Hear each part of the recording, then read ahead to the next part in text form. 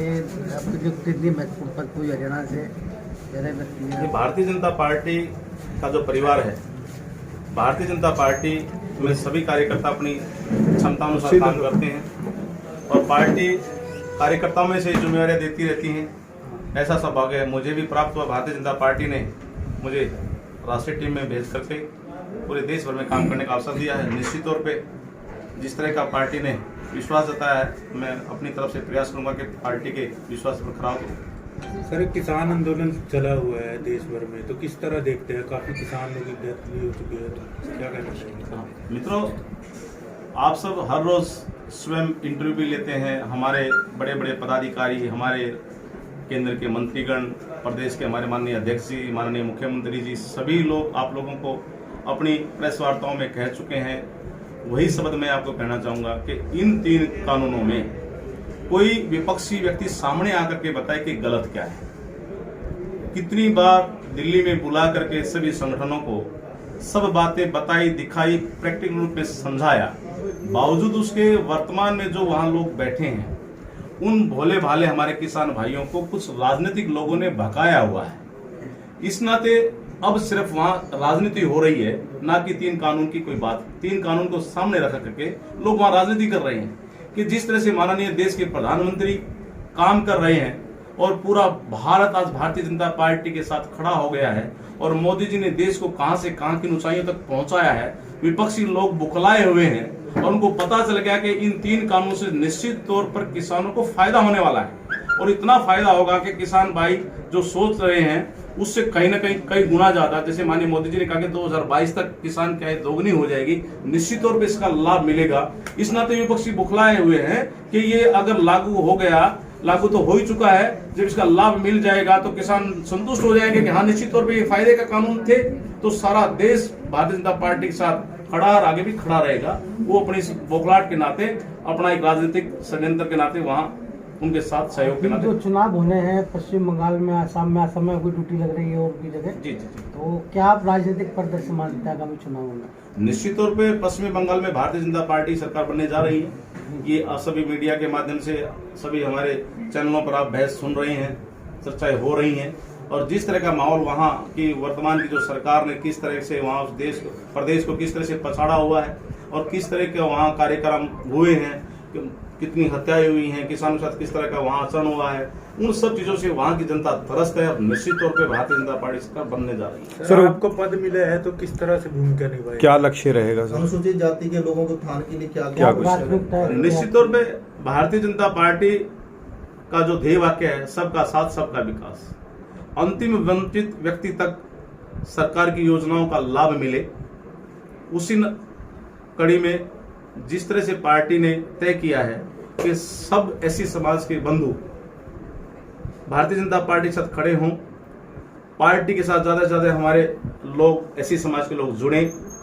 वो ऑलरेडी जुड़े भी हुए हैं, लेकिन फिर भी प्रयास करेंगे कि जो लोग छुटे हुए हैं उनको पार्टी का विचार हम बताएंगे कि किस तरह से भारतीय जनता पार्टी सबको साथ लेकर के चलती है, गरीब और अंतिम वंचित व्यक्ति का ख्याल रखती है और विशेष तौर पे गरीब भाइयों को ध्यान में रखते हुए योजनाओं को अमली जामा पहनाया जाता है। चाहे वो राष्ट्रीय स्तर की बात करें, चाहे हम प्रदेश स्तर की बात करें, माननीय मनोहर लाल ने भी बहुत सारी ऐसी योजनाओं को अमली जामा पहनाया है जो विशेष तौर पे गरीब व्यक्तियों को ध्यान में रख करके बनाई गई हैं। उसी तरह माननीय मोदी जी ने भी गरीब व्यक्ति को ध्यान रखते हुए योजनाओं को लागू किया है। हम उन योजनाओं को लेकर के गरीब परिवारों तक जाएंगे। पूरे देश भर में भारतीय जनता पार्टी के साथ अपने सभी समाज के भाइयों को जो है रोजगार देने की बात है निजी क्षेत्रों में, तो किस तरह से देखते हैं?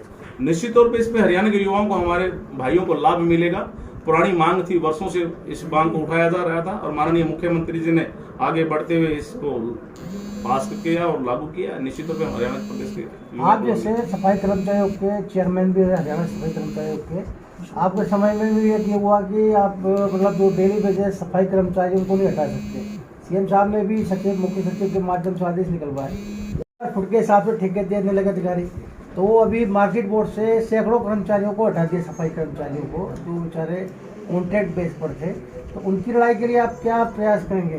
देखो, निश्चित तौर पे सरकारें कानून के हिसाब से ही चलती हैं और कानून अपना काम करता है। जो योजनाएं ठेकेदारी प्रथा में प्रदेश सरकार की तरफ से बनाई गई है, उसी के आधार पर ये टेंडर होते हैं और गाइडलाइन जारी की जाती है। हाँ। और अगर गाइडलाइन के बाहर अगर ठेकेदारी कोई मनमानी करता है, ऐसी कोई शिकायत हमारे सामने आएगी तो निश्चित तौर पर उसको क्योंकि अभी मतलब लगभग 55 दिन से करनाल में मतलब ये हालात है, और तो और नगर निगम ने भी ये कर दिया कि हम मैं स्क्वायर फुट के हिसाब आपको से क्षमा ठेके चाहूंगा देंगे। मित्रवर, हाँ। पूरे प्रदेश में ऐसी कोई स्थिति नहीं है। आपने देखा होगा क्या होता है, किसी एजेंसी को जब कोई काम मिलता है हाँ। और जब वर्कर वहाँ काम करते हैं, वहाँ कोई हो सकता है जैसे कोई रूटीन में जो पक्के इम्प्लाइज हमारे रेगुलर जो इम्प्लाइज होते हैं, अगर वो भी अपनी काम में कोई कोताही बरते हैं तो निश्चित रूप में वहाँ भी टिकट टोकनी होती है, वहाँ भी लेटर इश्यूज होते हैं। हो सकता है उस एजेंसी की भी कोई कमी रही होगी या कुछ कार्यकर्ता हटाए हैं या कोई गाइडलाइन नहीं आई होगी, संज्ञान में नहीं होगी, तो निश्चित तौर पर समस्या समाधान होगा।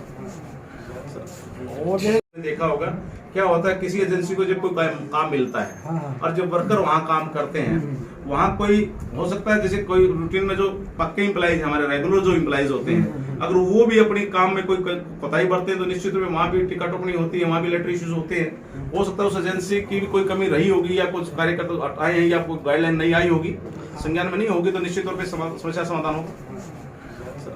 और जो उसको लेकर आप कोई कदम उठाएंगे? नहीं, देखो माननीय प्रधानमंत्री जी जब से देश की बागडोर संभाली है, हाँ।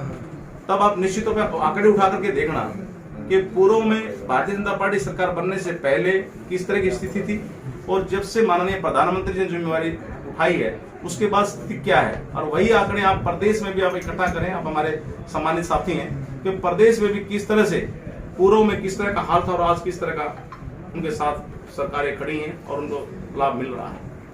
तो कब तक कार्यकारिणी गठित हो जाएगी इसकी प्रदेशों में? अभी राष्ट्रीय टीम की घोषणा हो चुकी है। अभी राष्ट्रीय कार्यकारिणी में कुछ साथी जो माननीय राष्ट्रीय अध्यक्ष आदरणीय लाल सिंह आर्य जी अपने राष्ट्रीय अध्यक्ष जयप्रकाश नड्डा जी से चर्चा करके राष्ट्र जो बचे हुए नाम है उनको घोषणा करेंगे।